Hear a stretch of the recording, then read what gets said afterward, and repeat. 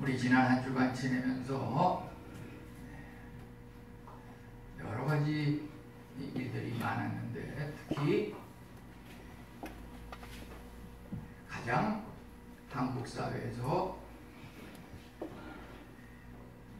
주목을 받았던 그 단어는 무엇이었습니까?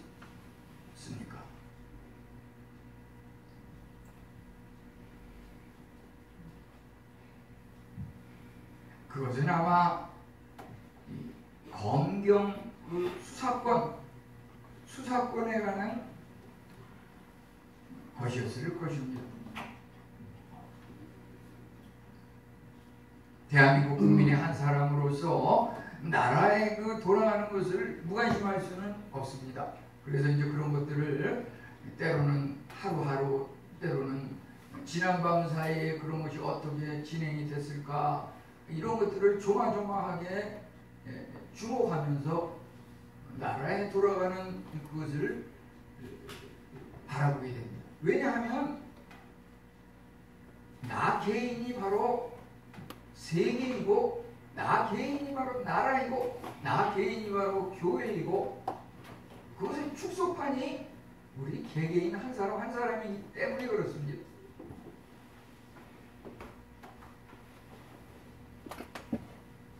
나라의 그 수사권이 중요하다면 교회에 대한, 나 개인에 대한, 우리 성도에 대한 수사권이 정말 중요하다고 하는 것입니다. 왜 수사권을 가지고 그렇게 첨예하게 대립이 됩니까? 그 수사라고 하는 것은 범죄자에 대해서 그 죄악을 밝혀가지고 그것을 처벌을 하는, 그럼으로써 죄를 짓지 않은 억울한 사람이 피해를 보지 않게 하는 그것이 목적인 것입니다. 우리가 생각하는 이 사회, 얼마나 많은 부조리가 있고 얼마나 많은 억울한 일이 있고, 예를 들어서 코로나가 걸리면 남들은 안 걸리는데 왜 내가 걸리나, 전혀 그런 걸 예측도 못했는데, 사회생활이라는 게 다 그렇습니다. 우리가 신앙생활하면서 또 이 시간에는 특별히 이 심판에 대한 것을, 하나님의 심판에 대한 것, 범죄 수사가 일반 국민, 신자 불신자를 막론하고 그 시민들의, 선량한 백성들의 그 억울함을 방지하고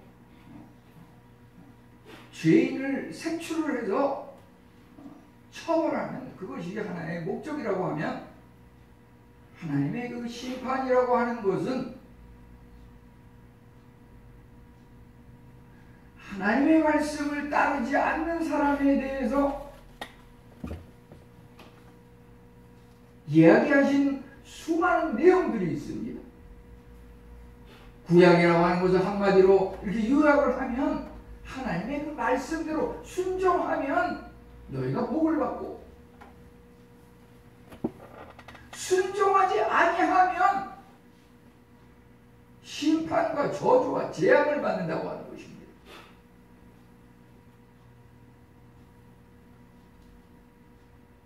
우리가 살면서, 신앙생활하면서 우리에게 일어나는 모든 일들이 우연이 아니라, 행운이 아니라 하나님의 그 뜻과 섭리의 계획 가운데 이루어지는, 하나님께서 역사하시는 그러한 일들의 결과라고 하는 것입니다. 그래서 하나님의 심판은 반드시 있는데, 그 심판의 그 목적과 이유는 무엇이냐면, 믿음 생활 잘하고 선하게 사는 신자로 하여금 구원을 얻게 하는데 목적이 있는 것입니다. 사실 그 구약의 여러 왕들 20여 명의 북이스라엘 남유다 그 왕들의 그 일대기를 보면은 거의 80~90%는 저거 악한 왕들입니다. 악한 왕들. 그래서 그 악으로 인해서 저주와 형벌과 심판을 받는 그러한 내용들이 대부분입니다. 그런데 그 중에 한 10%도 채 안 되는 우리가 알고 있는 예를 들어서 다윗이라든지 솔로몬이라든지 요시야 왕이라든지 히스기야 왕이라든지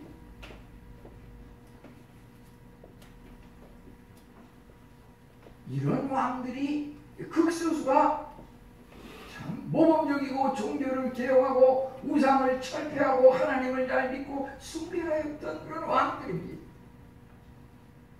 사실 그 심판에 대한 악한 왕에 대한 것을 이야기하면 사람들이 싫어합니다. 짜증을 냅니다. 강단의 설교가 뭔가 위로를 주고 위안을 주고 희망을 주고 힘을 실어줘야 될 텐데 그러다 보면 자연히 잘된 왕, 모범적인 왕에 대한 것을 이야기하는 경우가 대부분입니다. 악한 왕에 대해서 이야기하는 것은 좀 꺼려집니다. 그런데 악한 왕에 대한 것이 사실은 성경에 80~90% 이상이라고 하는 것입니다. 그걸 무시하고 그냥 좋은 왕에 대한 것만 자꾸 이렇게 하게 되면 그것은 절름발이 신앙이 되기가 쉽습니다. 그 대신에 우리가 이런 악한 왕에 대한 심판에 대한 것을 이야기하는 이유는 검사와 경찰이 범죄를 수사해서 그 죄인을 밝혀서 형벌하는 그것을 통해서 억울한 피해자를 막기 위한 것이라고 하면은 하나님의 말씀을 제대로 따르는 그 선지자를 통해서 전해지는 그 말씀을 제대로 따르는 사람에게는 복을 주고 따르지 않는 사람에게는 심판을 준다고 하는 그 심판에 대해서 이야기하는 것은 신앙 잘 지키고 좋아하는 그 믿음 좋은 그런 사람들을 보호하고 상급을 주는 그것에 대한 말씀인 것입니다.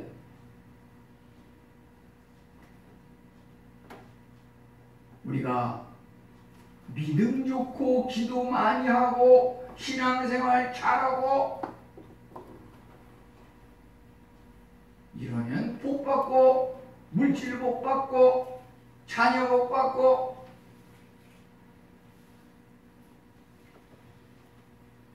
이 말만 좋아할 것이 아니라 이 말을 듣기만 좋아할 것이 아니라 그 말만 또 강단에서 행해질 것이 아니라 말을 지키지 않는 사람에 대한 저주와 형벌에 관한 심판에 관한 것을 이야기하는 것을 통해서 우리가 그러한 것이 우리 삶 속에 일어나지 않아야겠다고 하는 그런 마음에서 이것을 빠뜨릴 수가 없는 것입니다. 사실 따지고 보면 제가 한 10번, 20번 주로 상급과 보상과 위로 모범적인 예를 들어서 다윗 왕이 솔로몬이 히스기야 왕이 요시야 왕이 아주 모범적으로 이렇게 했다. 기도 많이 해서 사무엘의 어머니가 사무엘을 얻었다. 아브라함이 믿음이 좋아서 아내 사라와 함께 100살이 넘어서도 그 믿음을 통해서 이삭을 낳았다. 우리도 그렇게 합시다. 그렇게 해서 복을 받읍시다.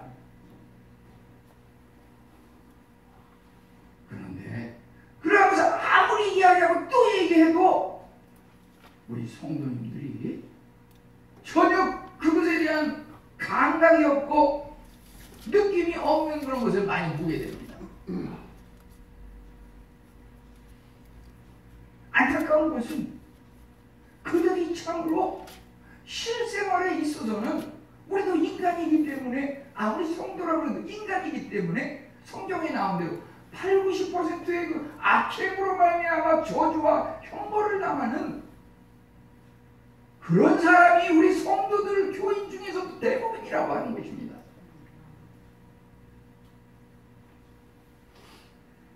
교인 한 사람 한 사람의 면면을 보면은 실제 모범적인 사례를 따라서 우리도 그렇게 합시다 라고 하지만 그렇게 가는 사람은 그저 한두 명에 불과합니다. 성경이랑 똑같아요. 대부분의 사람은 그냥 악을 계속 답습하고 또 반복해서 하나님의 그 저주와 형벌과 심판 속에서 아주 고통 중에 살아가는 그런 분이 대부분인 것을 저는 보게 됩니다.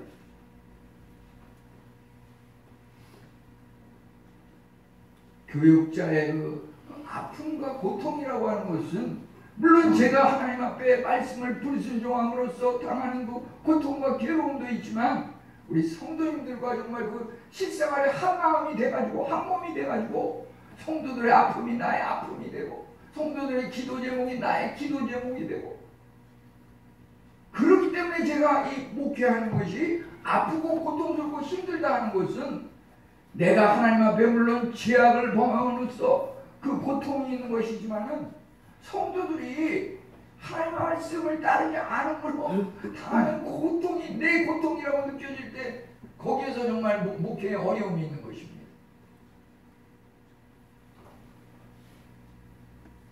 오늘 우리가 나누려고 하는 말씀은 그 악한 왕 여호람에 대한 이야기입니다.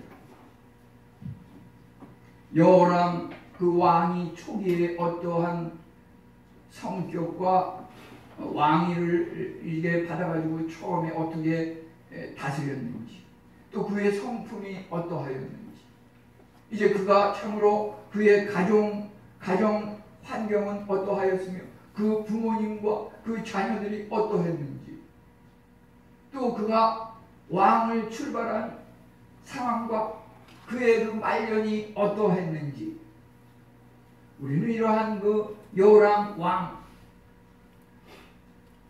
한 사람에 대한 이야기이지만은 이것은 모든 이스라엘 유다의 또 지금 이 시간에도 전개되고 있는 각 세계의 임금들 왕 내지는 평민에 이르기까지 다 나에게 해당하는 그런 말이라고 볼 수가 있는 것입니다.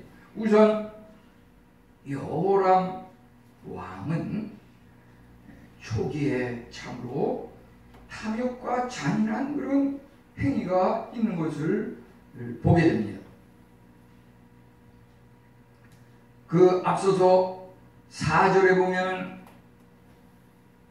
그의 아버지는 여호사밧 왕이었습니다. 여호사밧 왕은 참으로 개혁을 일으키고 우상을 철폐하고 신앙을 잘 지켰던 그런 걸로 인해서 번성하고 나라를 부강하게 하였던 그런 왕입니다.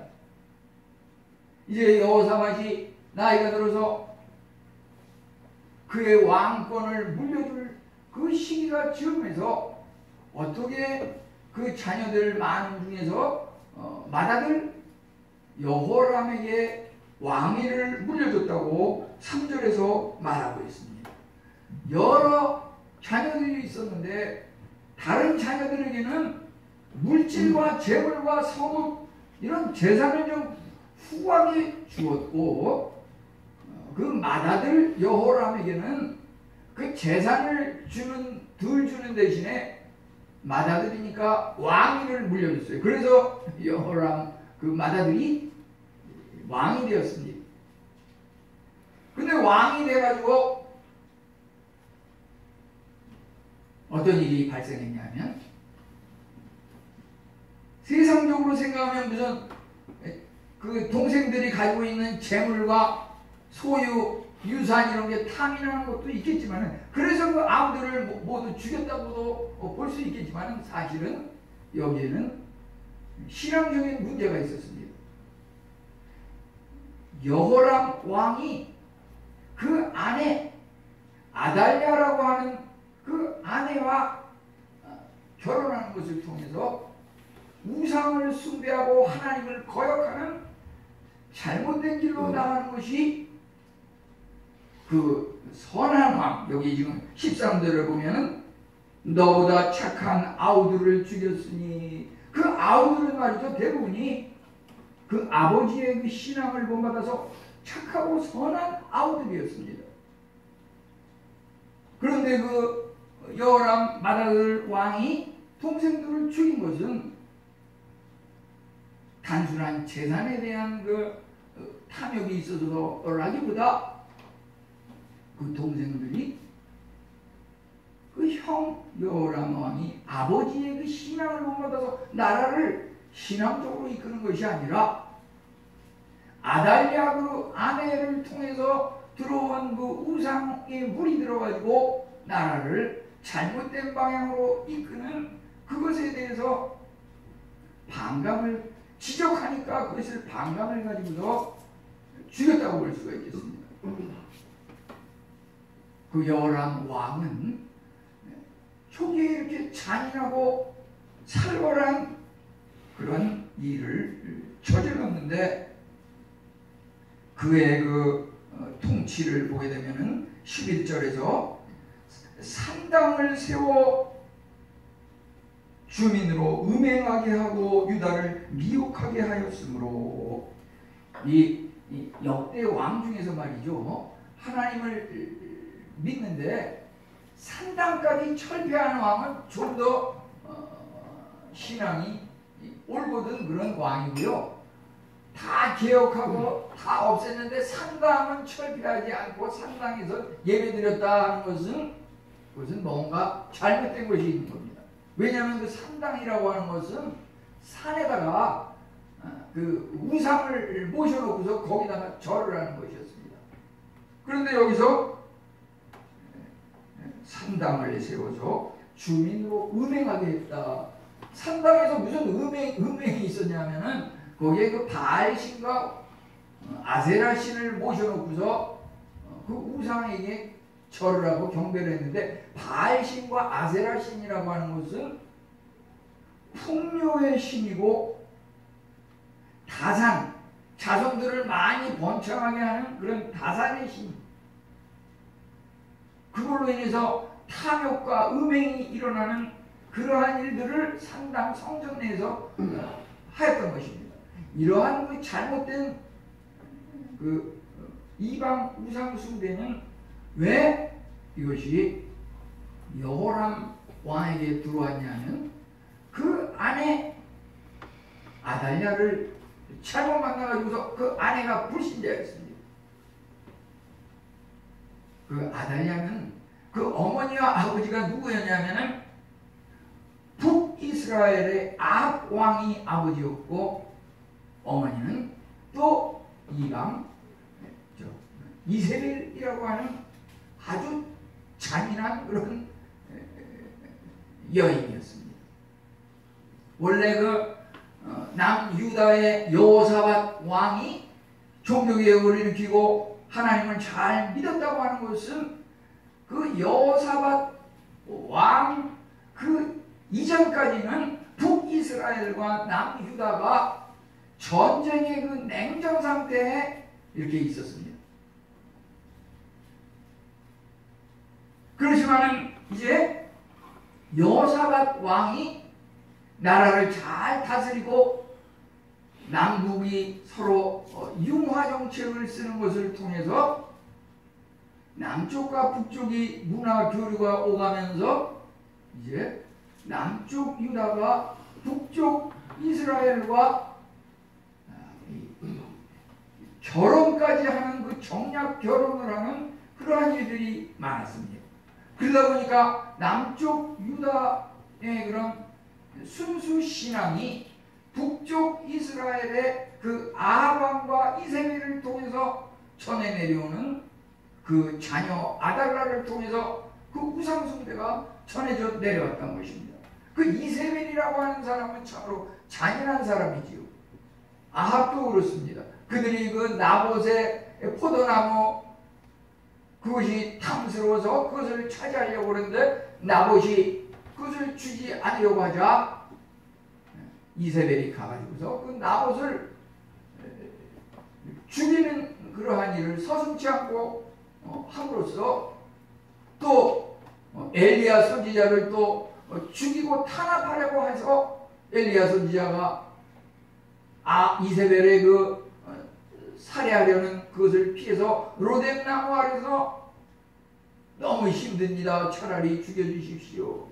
이만큼 그 이세벨 여인이 얼마만큼 잔인한 행위를 하였는지 거기에 영향을 받은 그 딸, 사실은 그 북쪽 이스라엘 쪽에서 내려온 그 집안 아합 왕의 딸 아달랴가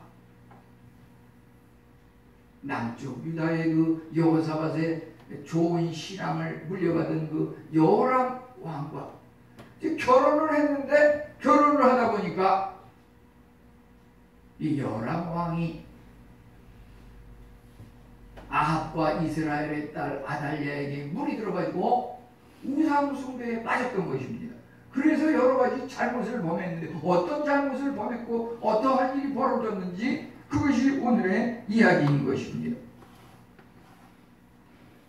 여기 그 6절에도 나와 있고 역대하 21장 6절에 보면은 아합의 딸이 그의 아내가 되었더라. 여호람의 아내는 바알 숭배자 아합의 딸 아달랴였습니다. 우리가 참으로 결혼이라고 하는 것이 자칫 악의 출발점이 될 수 있다고 하는 것입니다. 불신자와의 결혼이라고 하는 것은 악의 출발점이라고 하는 것입니다.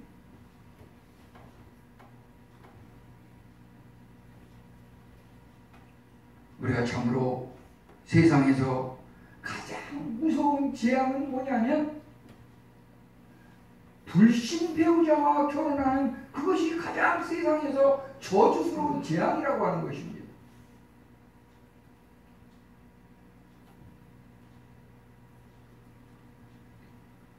마귀와 동맹을 맺은 불신 여자는 남편을 멸망으로 이끌어가고 이러한 것으로 인해서 곤경에 처한 여호람의 그 일대기를 우리는 오늘 말씀을 통해서 읽어보게 됩니다.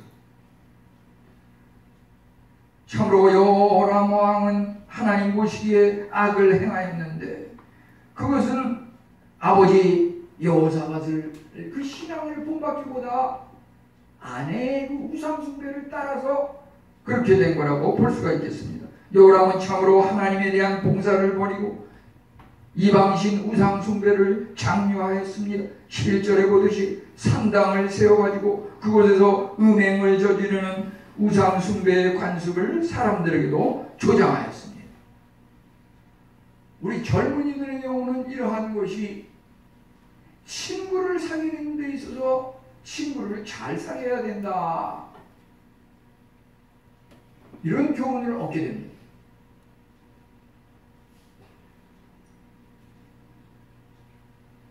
우리 집안에서도 보면은 젊은 날에 아주 그냥 친구를 잘못 만나가지고서 도박과 음주 가무에 쩌들러가지고서 인생이 아주 그냥 말종 인간으로 돼가지고서 도저히 부모님도 어찌할 수 없었는데 그가 결혼을 하는데 말이죠, 신앙이 올곧은 그런 자매를 만나가지고서 결혼을 하니까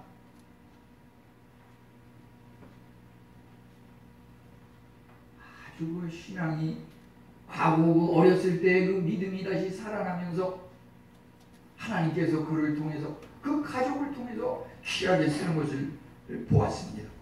참으로 유다의 왕이자 여호사밧의 아들로서 당연히 아버지의 신앙을 물려받아 나라를 잘 이끌어야 하겠건만 여호람은 그리하지 못함으로 말미암아 국가적으로, 가정적으로, 개인적으로 너무나 어려운 일을 겪게 되는 것을 우리는 오늘 말씀을 통해서 확인하게 됩니다.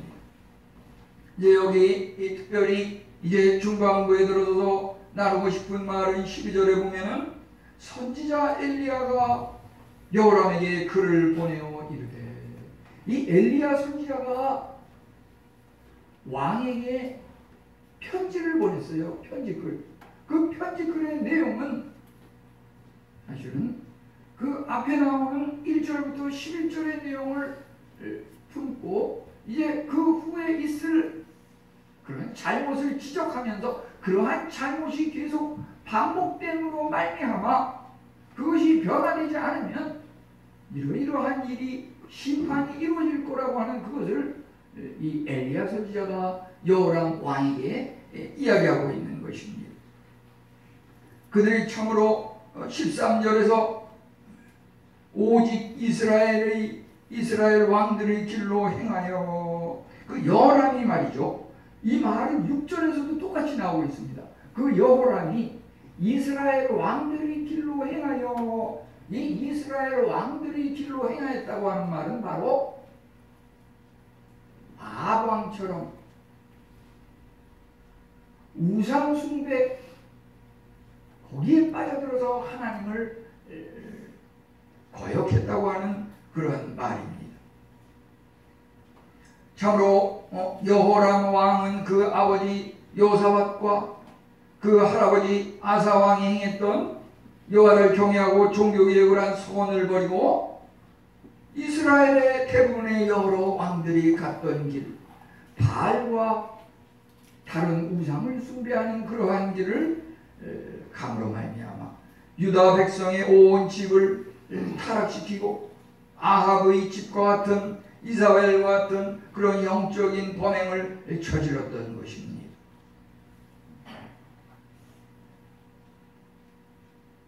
엘리야 선지자가 여호람 왕에 대해서 그 죄목을 지적한 것은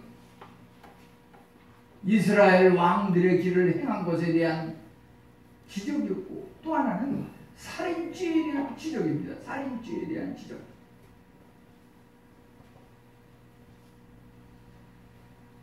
그가 왕이 되었을 때 여호람 왕이 그 아우들을 전부 죽여버렸습니다. 13절에 보면 너보다 착한 아우들을 죽였으니 여호람은 한마디로 살인 혐의를 통해서 기소되었다고 볼 수가 있겠습니다. 우상숭배를 반대하는 그 형들의 지적이 참으로 거슬렸을 것입니다. 마태복음 26장 52절은 예수님께서 칼을 가지는 자는 다 칼로 망하느니라. 우리 한번 다 같이 해보겠습니다. 칼을 가진 자는 칼로 망하느니라. 예수님께서 이렇게 말씀을 하셨는데요. 이 여호람 왕이 오를 때 그 출발부터가 칼을 가지고 그 아우들을 모두 죽여버렸습니다. 그가 왕의 출발이 칼로 시작했습니다.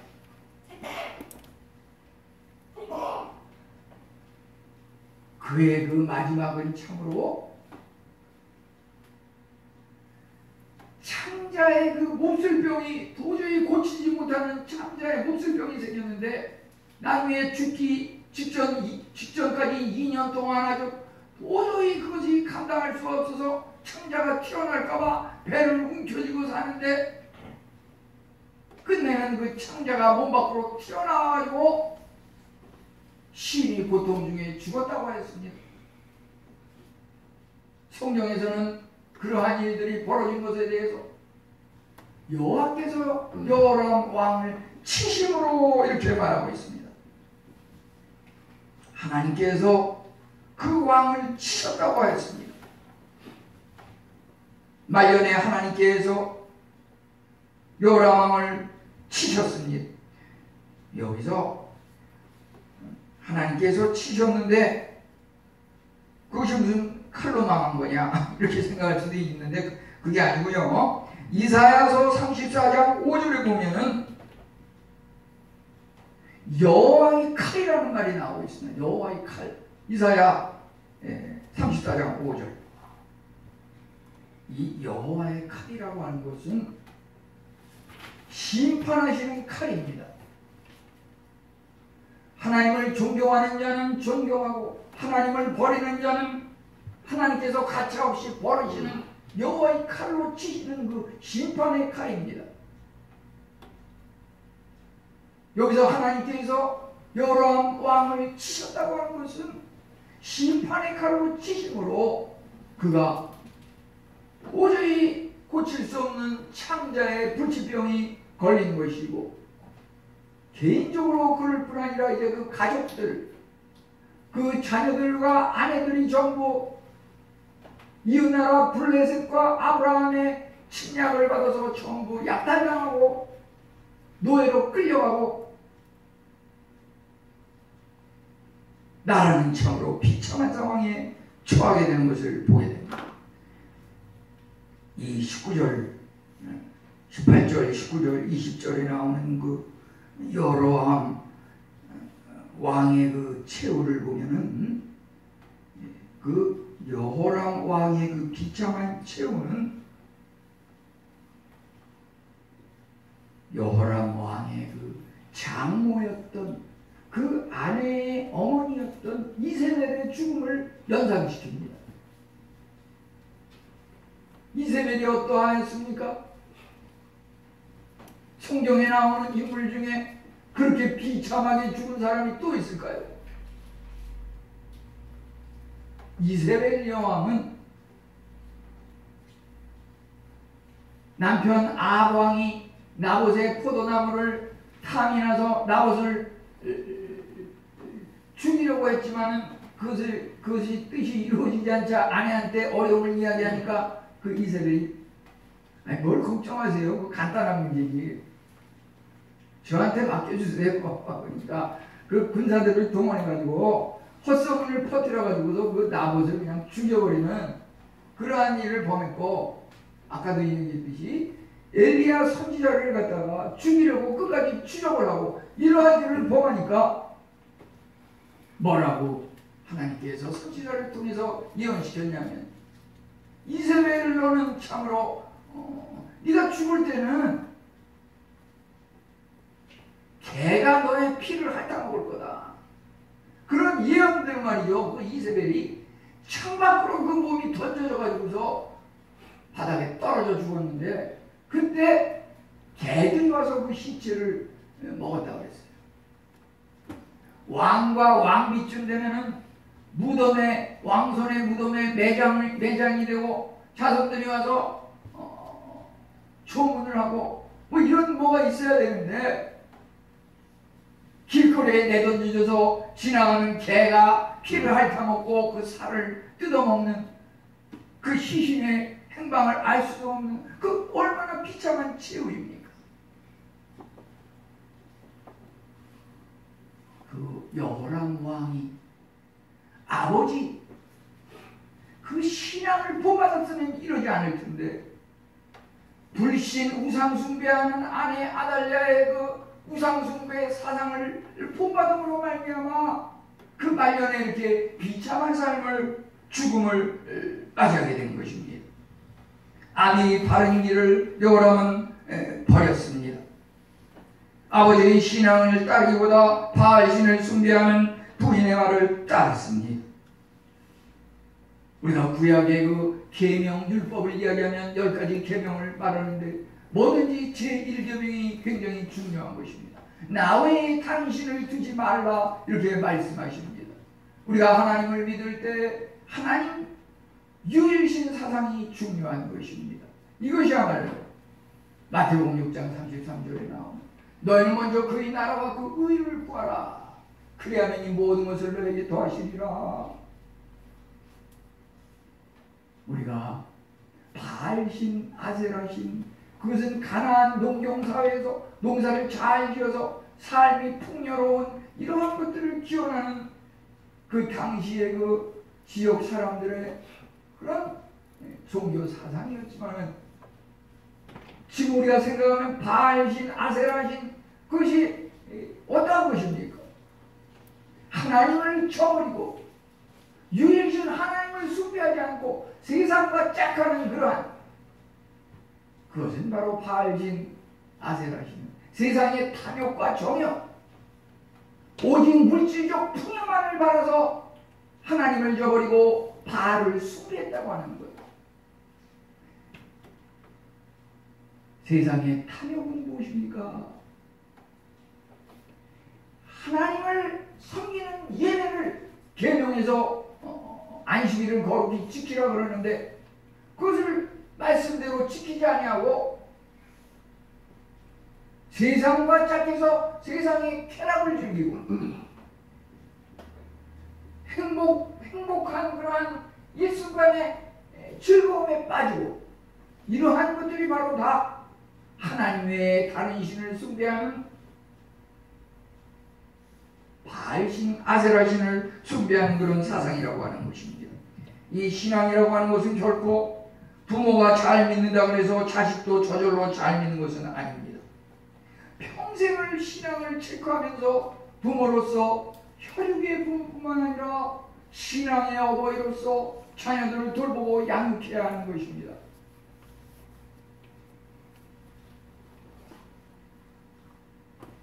사무엘상 2장에 보면은 그 엘리 제사장의 아들들은 그 행실이 나빠가지고 잘못을 범했다고 나오는 것을 보게 되고요. 사무엘상 8장에 보면은 사무엘이 얼마나 훌륭한 선지자였습니까? 그렇지만 그 아들들은 아버지의 행위를 따르지 않고 뇌물을 받고 판결을 잘못했다고 성경은 기록하고 있습니다. 이 여호람 왕도 역시 우상을 숭배하는 아내의 꾀임에 넘어가서 잘못을 범했던 것입니다.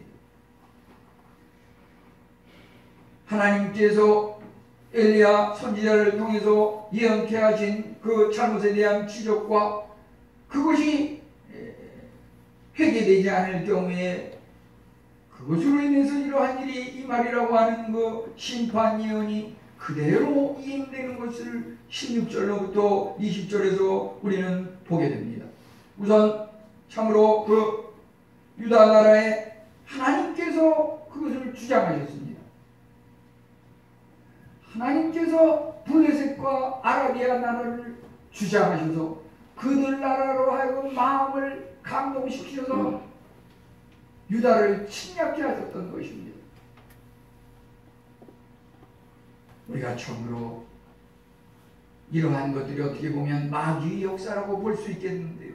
우주 만물을 주장하시는 하나님께서 허락하실 때만 마귀가 성도에게도 침략하는 것입니다.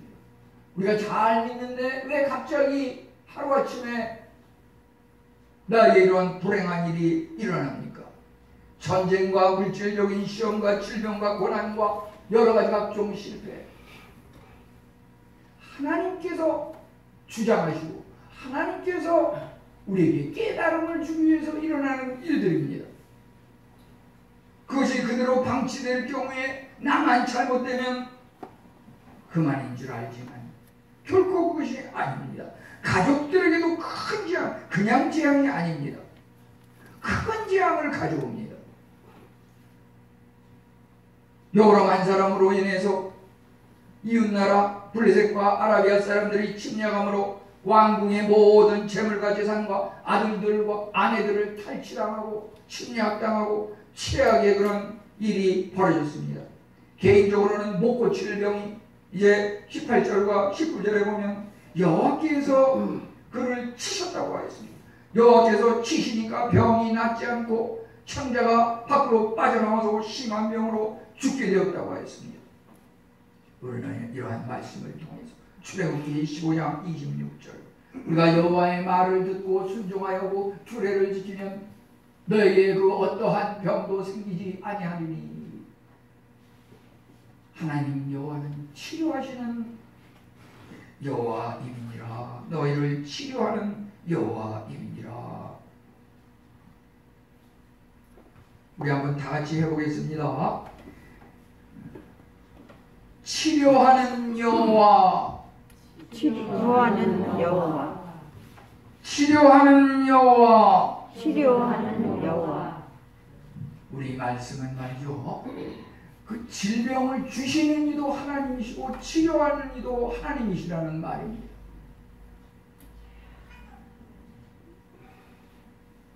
우리 믿는 성도가 말이죠, 믿음과 하나님에 대한 생각은 안 하고 그것은 다 끊어버리고 세상에 없던 의술과 약에만 의존하는 것은 신앙생활로서 올바르다고 볼 수가 없겠습니다. 만약에 우리가 계속 그러한 것을 하나님을 잊어버리고 여호와를 아파 치료하는 여호와를 잊어버리고 말씀을 지켜 행하지 아니하고 하나님의 이름을 경외하지 아니하면 신명기 28장 58절로 60절에 보면 그 질병이 오래고 낫지 않고 더 중할 것이라 그랬습니다. 우리 믿는 성도가 세상만 의존하고 하나님을 의존하지 않으면 그 병이 오래고 더 중할 것이라 그랬습니다. 어디 그것뿐입니까? 모든 질병을 다 내게로 가져와서 내 몸에 들어붙게 하리라. 내가 한 가지 병이 생겼을 때 하나님을 믿고 의뢰하면 그게 빠져나가지만 하나님을 잊어버리고 세상 것만 의존하려고 그러면 그 한 가지 병에 혹이 붙어서 두 가지, 세 가지 병이 되고 두 가지, 세 가지 병이 왔는데도 하나님을 기억하지 않고 세상적인 방법만 의존하면 하나님께서 뭐라 그랬냐면 세상의 모든 병을 갖다가 그 사람에게 붙어가지고 달라붙게 해서 머리로부터 발끝까지 온통 우리는 그것을 살아 움직이는 종합병원 그렇게 이야기하지 않습니까? 어디 한 군데만 아픈 게 아니라 그게 바로 제가 그냥 이야기하는 것이 아니라 말이죠. 신명기 28장 60절에 모든 질병을 너에게 가져다가 내 몸에 들어오게 할 것이라고 이렇게 말하고 있습니다.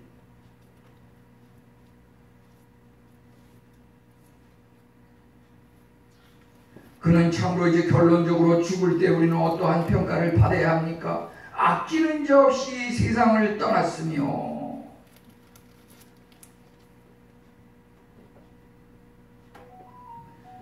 사람이 죽으면 그 사람의 그 일생이 얼마만큼 가치 있게 보람 있는 삶을 살았는지 그것을 알게 됩니다.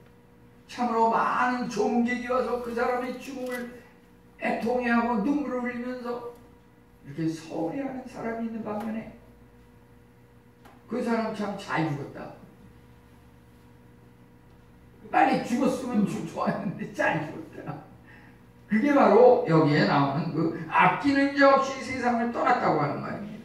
우리가 참으로 이제 우리의 삶이 바람직한 삶인지 하나님을 모든 면에서 절대 신뢰하고 미래의 하나님 나라를 소망하면서 사랑을 실천하는 그러한 삶을 삶으로 우리가 참으로 악한 왕 여호람이 걸었던 그 길을 걷지 말고 선한 왕 우리 예수 그리스도의 삶의 길을 따라가므로 하나님을 영화롭게 하는 우리 성도님들이 다 되시기를 축원합니다.